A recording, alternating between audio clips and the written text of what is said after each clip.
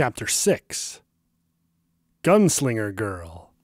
Well, now, Lancelot, Galahad and I wait until nightfall and then leap out of the rabbit, taking the French by surprise. Not only by surprise, but totally alarmed. Good evening, my beautiful herd. This is Lonesome Pony, and you're listening to Radio 52, the frequency that gives you all the essentials about Big 52 and nothing else. The evocative tinkling of dueling banjos filled a brief intermission. Now, let's get to work. Have you ever wondered what the sun looks like? Ask the white apples. Last night, a gigantic ball of light exploded 10 kilometers east of Salt Cube City, bringing thunder and devastation in its wake. Luckily enough, though, along said wake, there were mostly ratigators and just some abandoned shacks. But the light could clearly be seen even from Tunneltown, the Badlands, and Red Trotter's territory. And if you think this is crazy, well, I gotta warn you that this is just the last act of the Night of Follies. First, we had a launch of a balloon full of ghouls. Yes, the very same ghouls that threatened the caravans in the area. The takeoff was accompanied by a light and magic show offered by a certain Puppy Smiles. What a weird name, isn't it? Well, this is not the first time I've had something to say about this gal. Good old LP asked some more questions here and there, and guess what he discovered? Yes, she's the same filly from the carnival. A trumpet erupted into a triumphant fanfare. So, Lonesome Pony, where's the interesting part? Here it is for all those grumpy, too long didn't listen, busy ponies on the road. No more feral attacks between Badlands and the Cube. There was the sound of a reloading lever-action rifle, followed by a pair of gunshots and a very manly voice saying, "Hasta la vista, filly." Oh yes, I love this one. Two tribes get their problems solved by a foal stuck in a rat suit. Now, I don't need to be a shaman to say that she's heading south. So what's next? Is she going to reopen the tunnel? Well, kid, if you happen to stop by Trade Station Badlands on the Mars's detour, pay a visit to your #1 fan. We'll get to know the filly inside the helmet. Until then, have some music from the best radio station you can find along Route 52. This is Lonesome Pony signing out. Come fly with me, let's fly away. If you can use some exotic booze, there's a bar. Day 5. Time? Approximately 6:45 p.m. Location: 165th Brigade Field Headquarters, Salt Marshes. Stop that damn music. I can't hear if he's still outside. The young griffin snapped at Puppy while shooting her an exasperated glare. But it's funny. You're a grumpy chicken. The filly frowned and went back to hugging her Pinkie Pie plushie. Don't worry, Silky Tail. She's not mad. She's just a bit tired. Henrietta walked over to Puppy Smiles and grabbed the filly's helmet so that she could look her in the eye. For the last time, I am not a chicken. There's a freaking manticore out there that's pinned us inside this place, and you are doing your worst to drive me crazy. The griffin's voice broke into a shrill screech. I hope that my father arrives soon.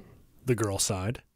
Maybe with his help we'll be out of here, and I'll never ever need to see your stupid face again. I'm not stupid. You're a meanie cat, and I don't want to be your friend anymore. Warning. Hostile griffin at 3 meters. Threat level high. Ah, shut up, Mr. Voice. Puppy turned her head on Henrietta in a theatrical display of sulking. Shut up, Mr. Who? Who are you talking with now? The griffin raised an eyebrow. You have a radio transmitter in that thing? With a jump, Henrietta was on Puppy Smiles, trying to take her helmet off. We can call for help. Call my father on 90.08, codename Blaze. The filly was taken by surprise. Hey, wait! I have to ask Mr. Voice. He lives inside the suit and works all the weird things. The foal tried waving a hoof to shoo Henrietta away, but the griffin was already stepping aside. Wait, Mr. Voice? That suit talks? Sure does. This is the best spacesuit ever. And it's super smart. Puppy smiled proudly. Yeah. Henrietta snickered. I bet it's smarter than you. Sure, smarter than... The filly's smile became a frown. Hey, that's not very nice. The griffin was already laughing. I can't believe you fell for that. You're hilarious. You're so dumb. Henrietta smiled and gave the filly a bump with her paw. Hey, stop that! You mean chicken! If your dad wasn't that hurt, I'd already given you a lesson! Henrietta froze in place, staring at Puppy Smiles. My father what? What do you know about my father? Hope and fear were mixing on the girl's face in a concoction that made even Puppy Smiles aware that her next words needed to be used very, very carefully. Last time I saw him, he was dead. Maybe he got better? The foal smiled, helplessly lost in childish naivety. My father dead? How do you know that? Where have you seen him? This can't be. He's the best around. He can't be dead. You're wrong. This can't be true. Tell me that this isn't true. The griffin drew her white pistol and aimed it at Puppy. The yellow line along the barrel pointed directly at her nose. Tell me that you're wrong. Puppy met Henrietta's wild gaze. The foal could be a bit slow, but there was no lie in those gleaming pink eyes. Just the absolute innocence of a child. I don't know. He wanted me to say that he really, really wanted to be here and he was sorry. I ran here in a super hurry to find you because he was really sad, and I felt bad for him. And I lost my mom too. Enough! Henrietta batted Puppy's helmet with a claw, knocking the foal against a wall before curling up on herself, trying to hide her face from the harsh reality. This isn't true. My dad is the best hired gun ever. He's okay. I'm sure he's heading here right now. Fuck. A soft metallic sound made the girl open her eyes. Puppy stood in front of Henrietta. The foal didn't say anything, but took the black gun with the red line along the barrel from her saddlebag and left it next to the griffin before going back to the corner of the small room. Black Rose. The young flyer stared at the gun in surprise as she came to realize what she already knew. Oh no. No, please. This can't be true. Again she looked at the pony with the yellow suit. Please. Tell me this isn't real. Tell me this is a bad dream. Puppy frowned and looked down. I don't know. If this is a bad dream, then I'll wake up and find my mom waiting for me. So, I also hope that this is all just a really long bad dream. The foal sighed. But I don't think it is. Fuck. Henrietta took the gun in one claw, looking at it and extracting her own .45 auto pistol.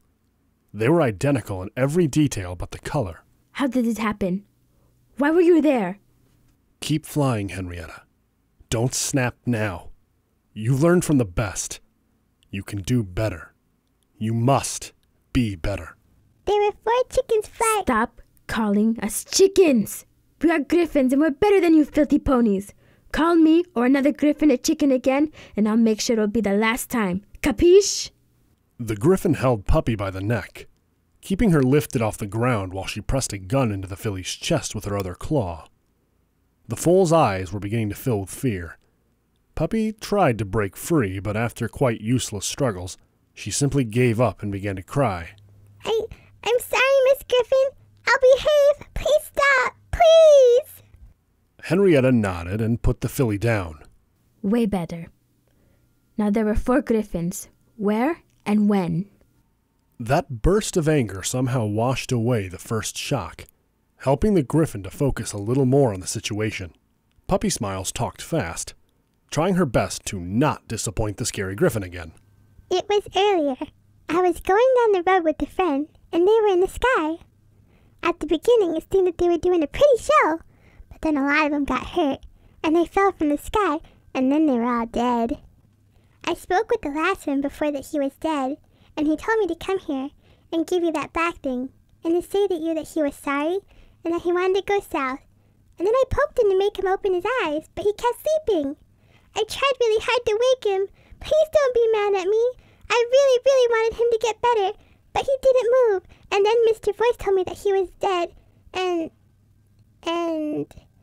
The filly stepped back, gasping for air and putting both hooves above her head in an attempt to hide herself. Please stop bullying me. I didn't want to be mean. I just wanted to help. I'm sorry. Fuck. She's just a kid.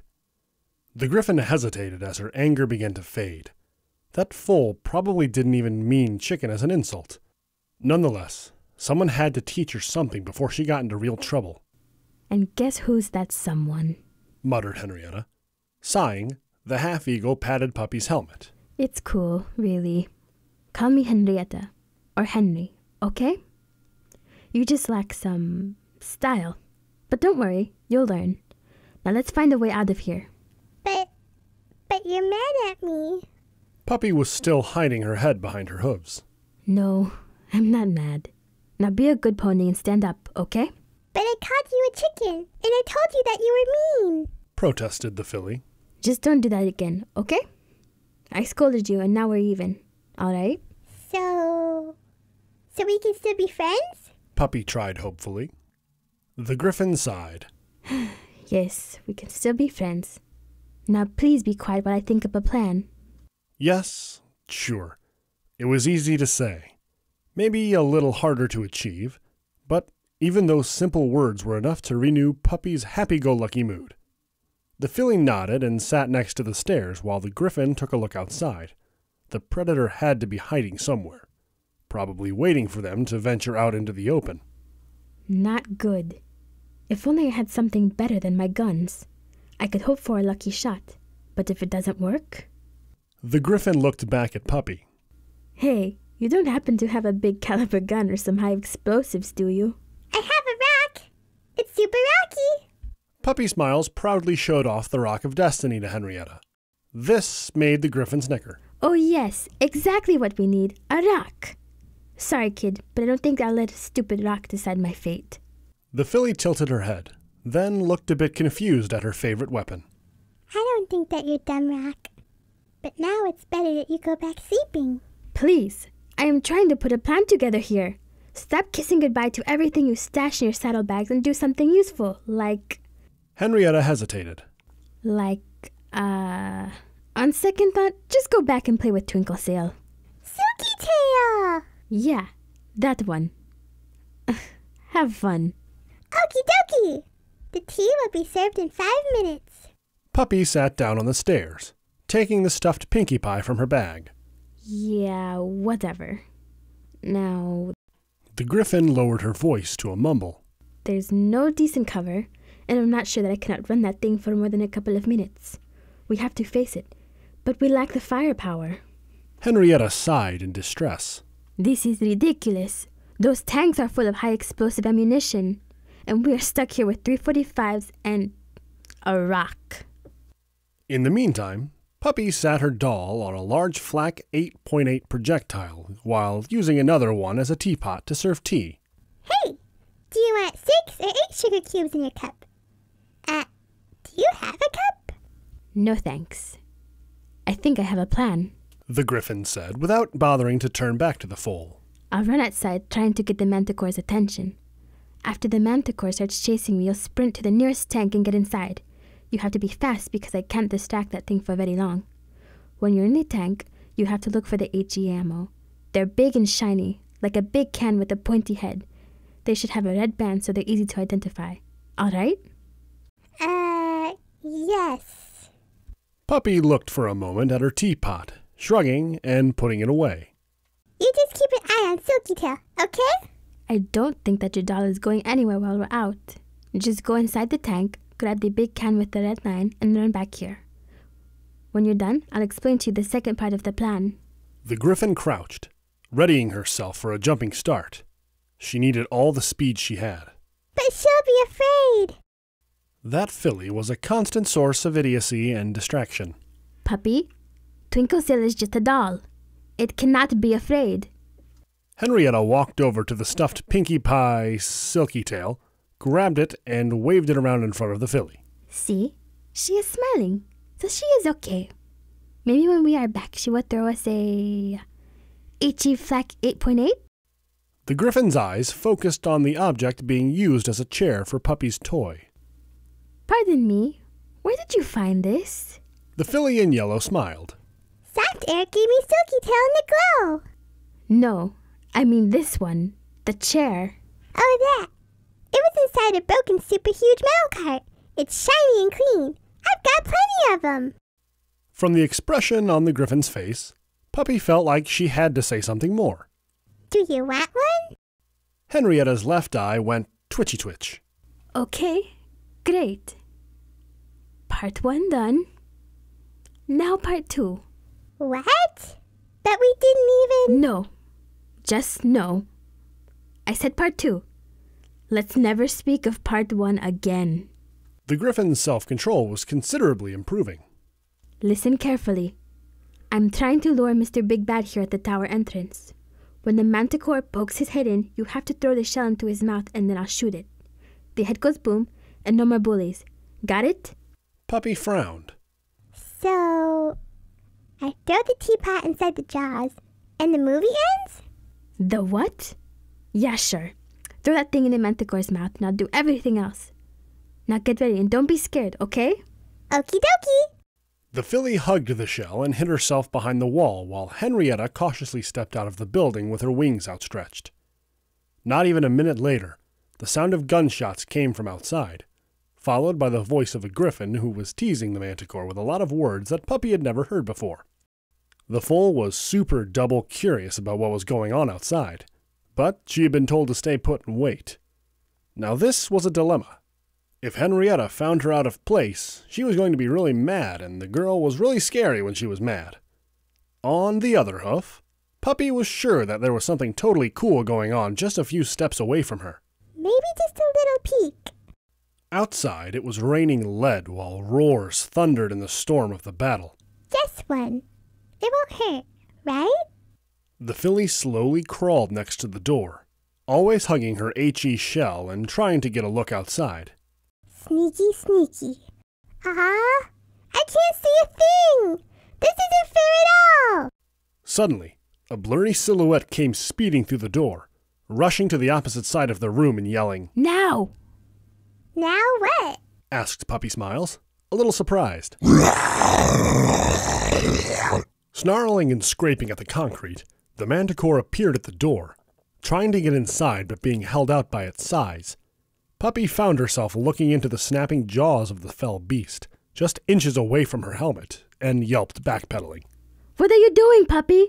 Throw that thing now and dive for cover! The urgency in Henrietta's voice danced with the panic in her eyes. Move that cutie mark! The filly in yellow nodded and tried launching the shell. The high explosive round described a straight trajectory through the air while Puppy jumped as far away as she could. When the explosive ammunition hit the ground right below the fell beast's head, the griffin opened fire. 3 shots, 3 hits, and 3 bounces. Fuck! Its case is too thick. I can't penetrate it! The gunslinger girl swore and emptied both pistols against that stupid explosive shell with no avail. It's not working! Henrietta put away one of her guns and took out a third pistol. This one was red with a white line along the barrel, but in everything else it was identical to the other 2 she had. Unloading the gun directly into the manticore's muzzle, she succeeded in making the monster slow down his assault for the moment. I think he's trying to make the door larger. Puppy stepped back another couple of meters, but now she seemed a lot less scared. The foal tapped her helmet, as if she was pondering the situation. He's good. The beast was looking at Henrietta, with bloodlust in its eyes. It was clear that he wasn't going to lurk around any longer, even if this meant tearing the whole tower apart. The real issue was that the manticore was actually tearing the building apart. Maybe not that very fast, but he was getting there. Don't just stand there. Come here! The griffin reloaded her pistols. We can still make that thing go boom if I can only hit the detonator. You just stay low. I'll try something. What's a detunator? Henrietta launched herself towards the manticore, ignoring Puppy's question. With a leap, she arrived just a couple of slashes out of the beast's reach and pointed both guns at the shell. Say goodbye, Jose. Too late. The young fighter noticed that the predator had his head reclined and his back arched. Henrietta was half feline too. She had to know how much a manticore can stretch. She should have known better. But now the cat had just fallen into the lion's jaws. He didn't even give her time to swear. In that moment, the manticore stretched out and struck the griffin with a claw, hitting her in the shoulder and grabbing her with his mighty talons. Henrietta shrieked in pain and instinctively but uselessly pecked a bit at the monster's paw. Puppy Smiles screamed in terror too. The little filly tried to back away farther, but her rump was already pressed against the wall. This manticore was terrible. But even worse, he was hurting Henry. For a moment, Puppy didn't see the manticore, but a pink metal face with blue eyes. "Please, make this end." Puppy's eyes flared with pink flames. All the while she raised a hoof. Rock! As soon as the rock of destiny was in her hoof, the filly launched herself against the beast. Let her go! Let her go now! The manticore immediately spotted the yellow critter assaulting him, and instinctively turned his head and closed his jaws on her, tossing his old prey aside. The fangs of the monster closed on the little filly, crushing her with a dry, crunchy sound. Henrietta fought to stay conscious while she staggered across the room, trying to reach the stairs. In the meantime, the manticore let out a triumphant roar that sealed once and for all Puppy's fate. No. No, it's too late. Save yourself. Don't turn back. Weakly, the wounded griffin climbed a couple of steps, but the pain was driving her crazy. The manticore behind her was howling in a bloody ponycidal rage, probably tearing apart then dismembering every limb of that poor corpse. Henrietta took a healing potion and swallowed it in a single gulp, then fell face down as her sight began to fail her. Henry tried to turn over and see what was going on, and why that atrocious beast just kept roaring and howling. But all she could see was a thick, pinkish smoke, and nothing else. And then, the griffin lost her battle against the staggering pain, and fainted. Now, please, let's have a moment of silence in memory of a truly unfortunate manticore.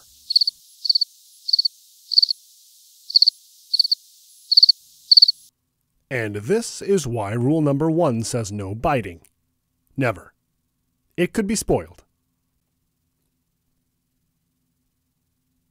Day 6. Time: approximately 12:45 a.m. Location: 165th Brigade Field Headquarters, Salt Marshes. System successfully rebooted. All functions restored. Diagnostic system is online. Subject 001. Puppy Smiles. Female Earth Pony. Subject deceased. Condition: stable. All clear. Puppy lazily opened her eyes and yawned. But it's still dark outside. She had the unpleasant sensation of something very heavy laying on her back. What happened? Where's the chicken? And the big meanie cat? Analyzing. Hostile detected. 6 meters east. Henrietta. Threat level: negligible. A single red dot was blinking on the compass. Silly voice. Henry's not an enemy. The dot turned pink. Okie dokie. Let's go to... Hey! The filly moved her hooves, but this didn't seem to make her go anywhere. Puppy looked down to see what she was hanging from was some sort of gray perch. It took more than a couple of tries to break free from the skull of the manticore. The skeleton of the beast had turned the same color as the wall, and seemed to be partially stuck inside it, as if the wall and the animal had melted together. The large head full of teeth was opened in an eternal roar, while his wings were stretched out, desperately trying to break free from the deadly cloud that had consumed him. Puppy Smiles trotted over to Henrietta, but the griffin was lying on the stairs and giving no signs of life. Mr. Voice, is she, dead? Analyzing. Negative. The subject is unconscious. Oh. This means that she'll be okay? Affirmative. The subject is recovering. Okie dokie. That was enough for Puppy. She smiled and kissed Henrietta goodbye through her helmet. I'm sorry, but I still have to go, chicken girl. My mom is somewhere on the other end of this arrow. Puppy trotted some meters away, but then stopped and frowned. Somehow she felt that just kissing goodbye this time wasn't enough. The filly went back to Henrietta, took the Pinkie Pie doll from her saddlebags, and put it under one of the griffin's paws. Here, Silky Tail. Look after Henrietta, and don't let anything bad happen to her. Now it was okay. Puppy trotted outside and retrieved her scooter. Hey, can I have some music? Affirmative.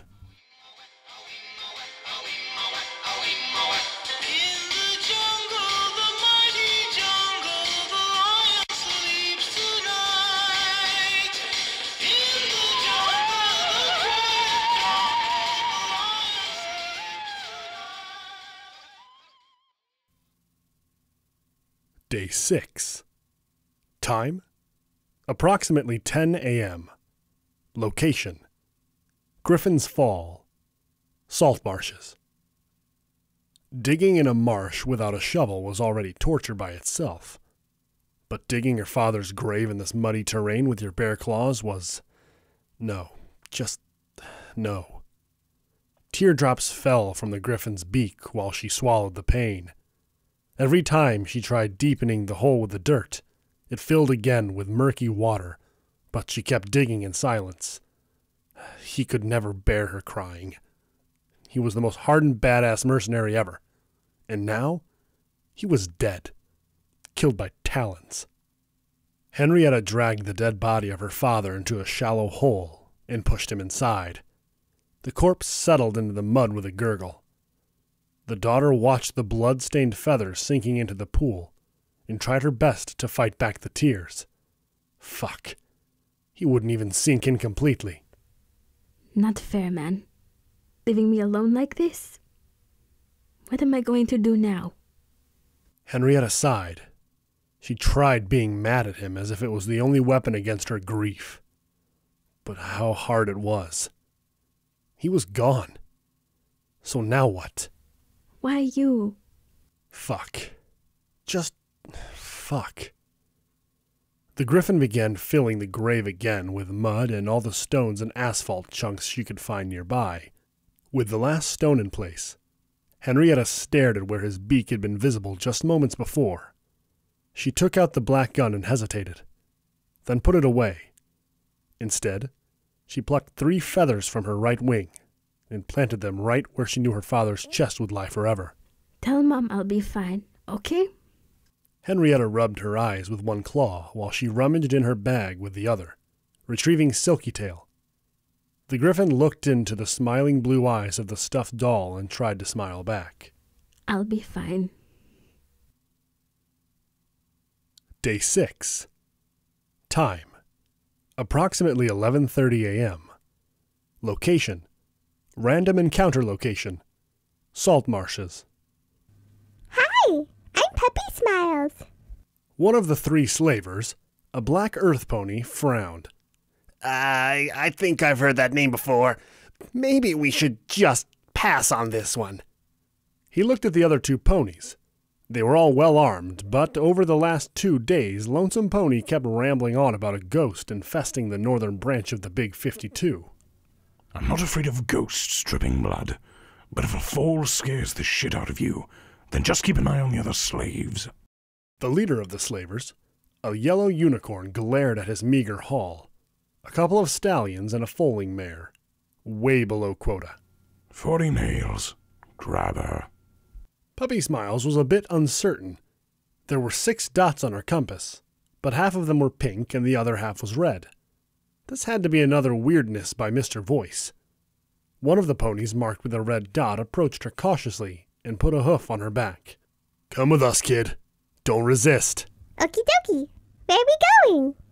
The filly in yellow smiled with enthusiasm. Apparently, her behavior was quite odd to these newcomers. The nearest pony, a green unicorn, looked over to his boss, who shrugged and encouraged him. 40 Nails tried to open Puppy's suit, but he wasn't exactly a Ministry of Peace technician. Hey, boss, this fucking thing won't open. Well, at least some pony was trying to help Puppy with the spacesuit problem, but they didn't seem anywhere skilled enough. 40 was beginning to lose patience and decided to go medieval on the whole problem. It's clobbering time. He held up a hydraulic wrench and brought it down hard on Puppy's helmet, creating an intricate network of cracks that ran across its surface. The yellow unicorn roared. Hey, if you break her head, I'll break yours. A dead foal is worth nothing to me.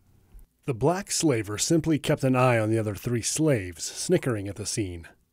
Puppy Smile stepped back, clearly afraid. Hey, that's dangerous. Warning, compass malfunction. Warning, sensor system offline. Warning, helmet integrity severely compromised. Repair systems activated. Oh, fucking son, that's a hard nut to crack. The green unicorn raised his weapon again, only to see that the cracks in the helmet were already closing. What the fuck? He hesitated. Just tie her up with a rope, and let's get going. We'll see to that once we're out of this shithole. Puppy was told to behave, so she behaved while the pretty ponies put a noose around her neck. It was only when they tried dragging her with the other slaves that she began to feel something was wrong with the air. Hey! I can't leave my ride there! The filly trotted towards her scooter, but the slaver holding the ropes stopped her with a sudden jerk. Where do you think you're going? Puppy kept struggling. My scooter! Let me go! 40 Nails snickered. Yeah, sure, bitch. He pulled the filly close and looked into her eyes. You're a slave now. Forget your scooter and everything else. If you want to stay alive, you stay put. Got it? Ah! But I have to go there! Puppy pointed a hoof south. The green unicorn snorted and then hit her on the flank with the butt of his hunting rifle. Shut up and open your ears or I'll rape you hard. Rebel ponies are bad commodities anyway. 40 Nails turned to his slaver's leader. Hey boss, I'm teaching this one a little respect. Don't mess her up, or you'll be paying for her. The leader shrugged without even turning back. The filly in yellow frowned. I don't think that's a nice word. She seemed completely unfazed by the first beating, so the green slaver gave her a stronger blow. Shut up! Puppy was sent flying, landing a few meters away. Hey! Some pony could get hurt! She got up on her hooves again, showing no sign of pain and earning a worried look from 40 Nails. But, what the fuck are you? Fuck off and stay down! The slaver aimed his rifle and shot 2 bullets into the foal. 2 hits, 2 holes in the filly's chest, and still no reaction from her. 40's eyes widened in terror. In the meantime, the leader turned on his minion. What the fuck are you doing, you fucking son of a fucking drug addict? This is the last time you kill a slave. The yellow unicorn charged the green earth pony head down, sending him flying through the air. No, I'm not gonna die here! In a state of utter panic, 40 turned his rifle against his boss and emptied the magazine. One of the unicorn's legs exploded before he could even realize what was going on. The slave leader fell to his knees, pulling out his assault rifle and spraying bullets all around. The black earth pony that had kept silent until now unsheathed a shotgun, but was hit by the raging boss along with one of the slaves and Puppy Smiles. The bullets pierced the foal, leaving at least 3 different holes, but it didn't seem to affect her very much. Stop fighting, please! Hey, I'm talking with you too! Puppy tried to restore some order, but this brawl seemed a bit beyond her capabilities. You're all bad ponies and you should feel bad! Mr. Voice, do something! Repairs finished. Containment fully restored. Subject 001. Puppy Smiles. Deceased. Condition stable. All clear. That's something! Something else! The black slaver staggered, trying to retrieve a healing potion, but the unwounded stallion slave rammed him, taking his gun and emptying it into his sorry muzzle. The wounded slave fell onto the ground, coughing blood, while the pregnant mare tried to find cover behind the armed slave. 40 Nails exhaled his last breath, and even the leader was rapidly bleeding to death. But he didn't want to hit Hell's doors alone. With a glow of magic, a remote control appeared from his saddlebags while he coughed blood, trying to laugh. Do not fear, little ponies. You're going to precede me. He raised his good hoof and hit the detonator for the slave's collar. The 2 surviving slaves looked at him in horror. No toys for the mini pony! A yellow hoof took the detonator from under the slave leader's muzzle. Puppy was looking at him with her best scolding look. I said stop being crazy! I'll keep this thing until you behave! The little filly gave a theatrical pause. And I'm dead serious about this. The slaver looked at Puppy and snickered. I can't believe this. I heard that story about the ghost. His eyes focused for a moment on the last scratches of Puppy's suit as they disappeared completely. Hell, you're fucking scarier than I could have imagined. The slaver's voice died as his life dripped away into the thirsty wasteland. Day 6. Time: approximately 8:30 p.m. Location: Tunneltown outskirts. Big 52, North Branch. So, when Mommy Pony loves Daddy Pony super special much, they've had a letter to Princess Celestia and asked for a little foal. You really didn't know that? The little filly trotted and galloped all around as she talked. It had been a long, but luckily uneventful walk through the salt marshes. At last, the endless plain of murky pools was behind them, giving way to an area of barren hills. Now it was possible, even in the darkness of the night, to see any suspected movement from a good distance. Puppy's HUD flashed here and there with red dots, but they were mostly wild animals, scared by the filly's supernatural presence. The pair of ponies traveling with Puppy Smiles were in a bit of distress. It was the pregnant mare, a milky unicorn by the name of Sweetflower, that spoke first.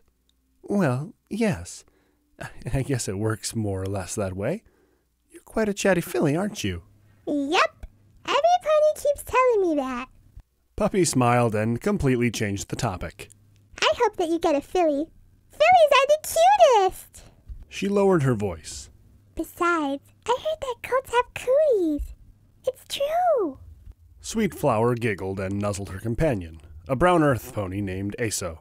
"Well, she's a bit right, isn't she?" Aso laughed. I just know it's going to be awesome. The stallion stopped trotting and looked in the distance. Here we are, little one. That's the tunnel.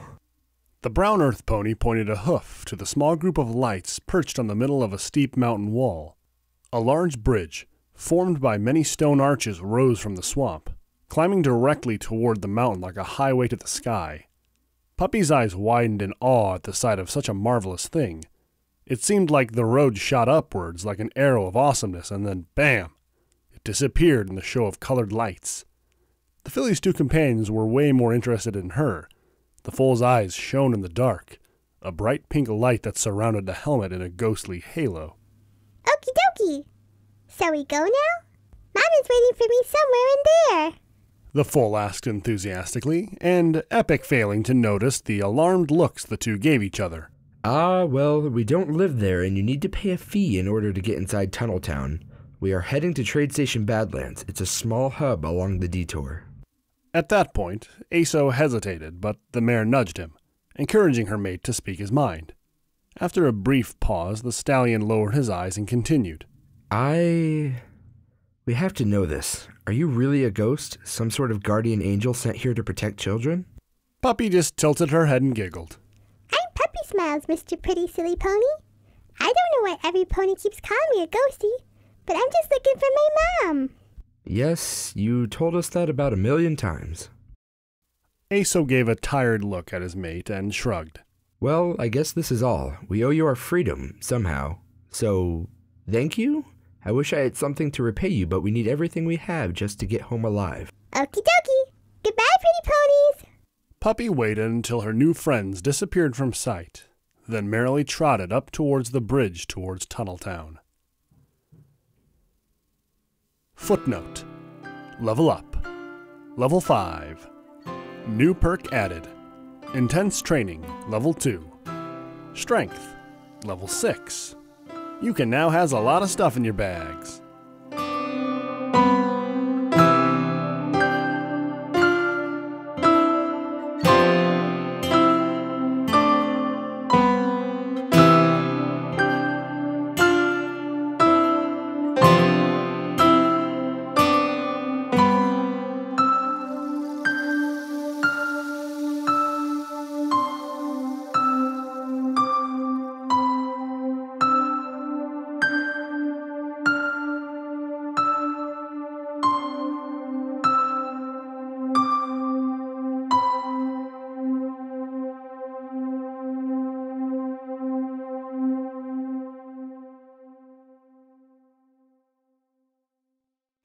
I don't know.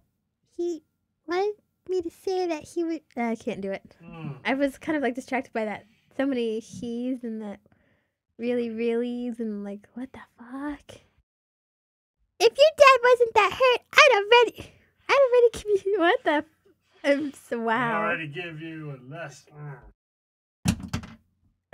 Look at you. I know it's gonna happen. I'm pointing at you with a pen. I knew it was gonna just like You think you're gonna fly out of my house.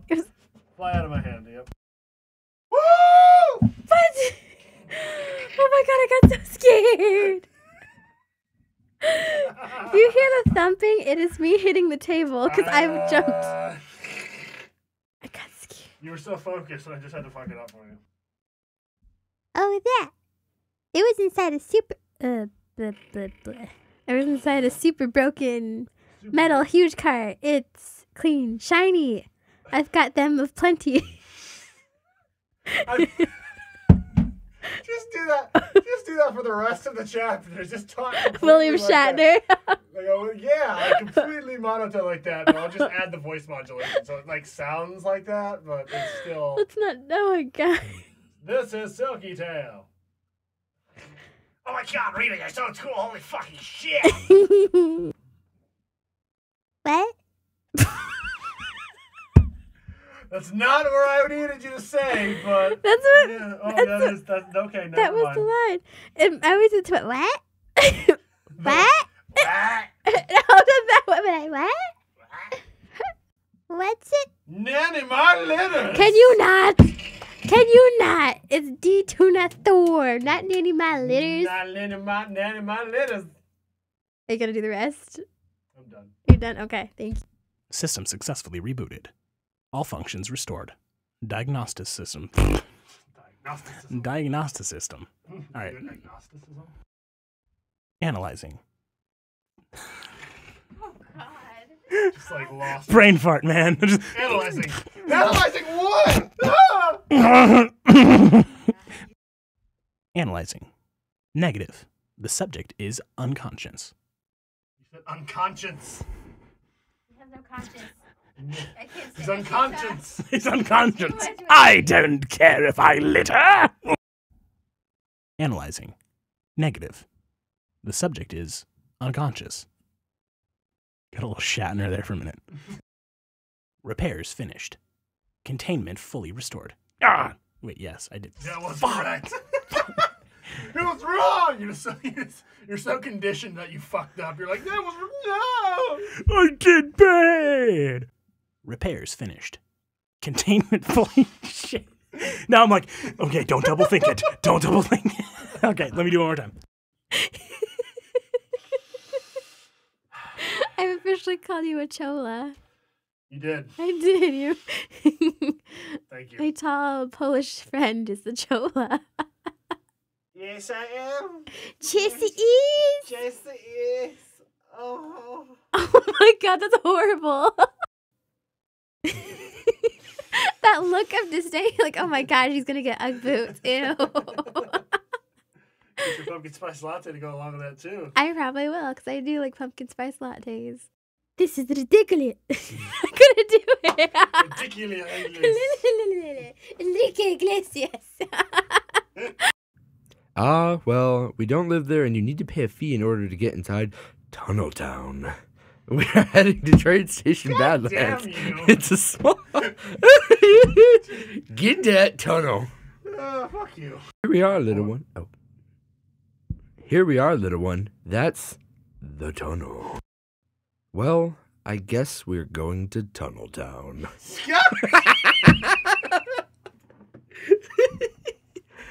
Well, I guess this is all. We owe you our Tunnel Town. We're gonna go to the Troll and Walden for a second. The end. That's it. You good?